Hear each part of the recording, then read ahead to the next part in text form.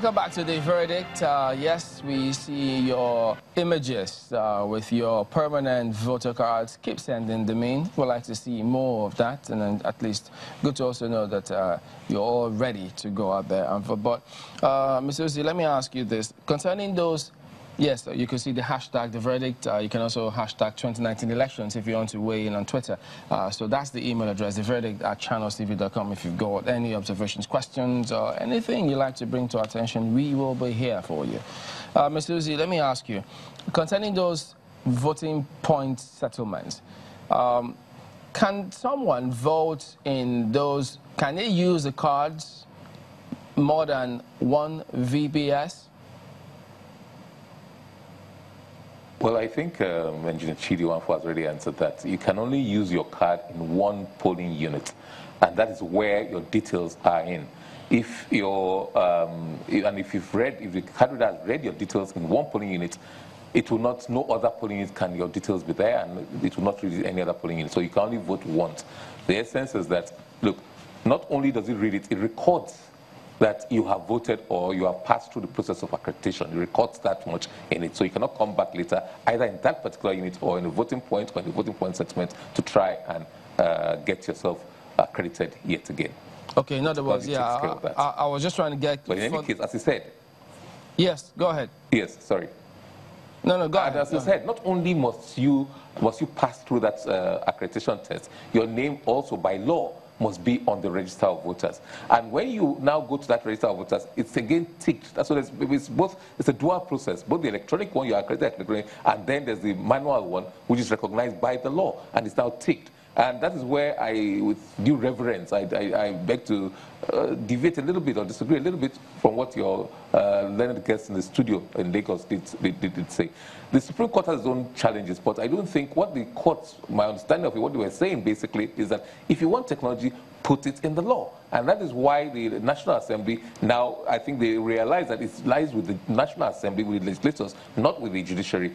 If you want technology to be used in a different way or entrenched in the system, put it in the law, not in the guidelines of INEC. The guidelines of INEC, which recognizes technology, cannot override the provisions of the law. So that basically was the essence of the Supreme Court judgments regarding the 2015 and the use of card readers. It did not, certainly did not outlaw it, contrary to what a lot of people have said. In fact, if you read the judgments, they actually were enamored by it. They praised the technology and said it's the way to go.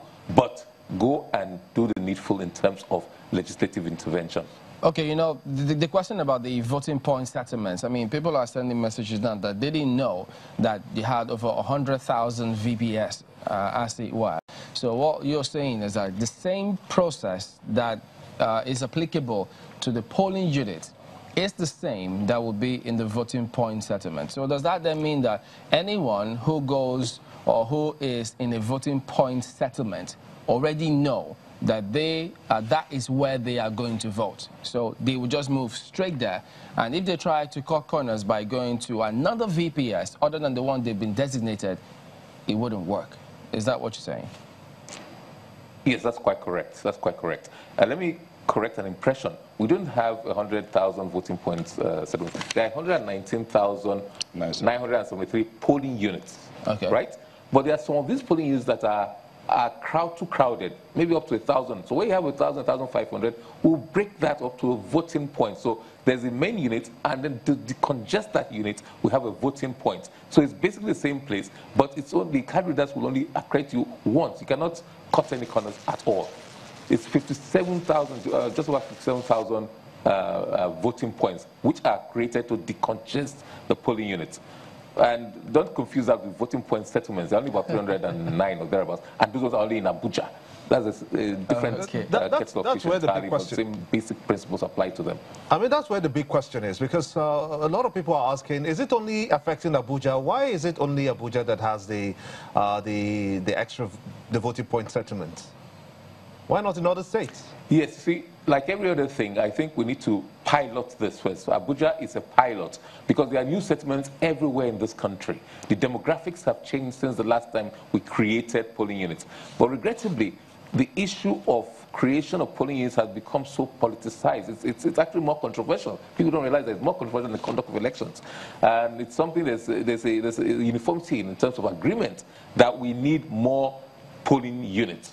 But as a short-term measure and to decongest the existing polling units, pending when the commission, along with stakeholders, can actually sit down and get criteria for creation of these polling units acceptable to everybody, then we can create new polling units, and there might be no need for voting point settlements. Then, to service you better, we cannot have 1,500, 8,900 people in one polling unit. So to make the process faster and to keep to that time of between 8 a.m. and conclude the polls on time, that is why these voting points were created, with the sole aim of decongesting the polling units. When it comes to time, and hopefully before the next cycle of elections, we will, if accepted in an acceptable way, create polling units and do away with voting points or voting point settlements. Yeah, Mr. Wafo, could you give us... That is just a pilot, an experiment, which, if it works well, will apply to all parts of the country.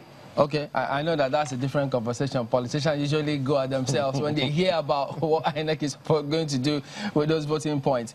But let me ask Mr. Wafo this. I know this question has come up previously, but you haven't been around to respond to it. Could you give us an average time that it will take one to vote using the smart card reader? Yes, this question keeps on coming. Averagely takes between 2 to 4 minutes if you have a person that is good, unless there are issues. In short, as a matter of fact, we've seen 1 minute to check the cards and everything. Where the problem may be is when they will now, the real voting and all that. But card reader issues about reading some. But what we just do an average of between 2 to 4 minutes, and that has been working. And we have been improving over the years as if each election comes. I know it's the eve of elections, and we shouldn't be so fast. But could you give us an idea after the elections tomorrow? When can the results? When should we expect the final results to be declared? The chief electoral officer, the chairman, is the only person that can finalize on that. However, I want to assure you that the speed by which we work, if you look at the Ekiti election, the Osun election, you notice very late in the night we're already with the result. I hope we can improve on that. But this time, we're doing presidential election, and the collation will end at Abuja. So it's only the chairman, but I think it will be quicker than what we experienced in 2015. But just to also remind people, the procedure from what we understand, now you could correct us if you're wrong on this one, is when the voting is done, right from the very point that you vote, they're supposed to, announce the results or paste the results before they send them, they are transmitted. Is that the process? Yes, the result, once you finish voting and it's counted, you announce the result and paste the EC60E. After that, you now move the result, and you also, when you move the result to the ward collation center, the ward collation center takes the results from the polling unit and put it in another form. However, we are running pilot. We transmit that result at that stage. We transmit the image not as a part of the election process, but as a pilot and some audit purposes to be sure that the election has not been manipulated.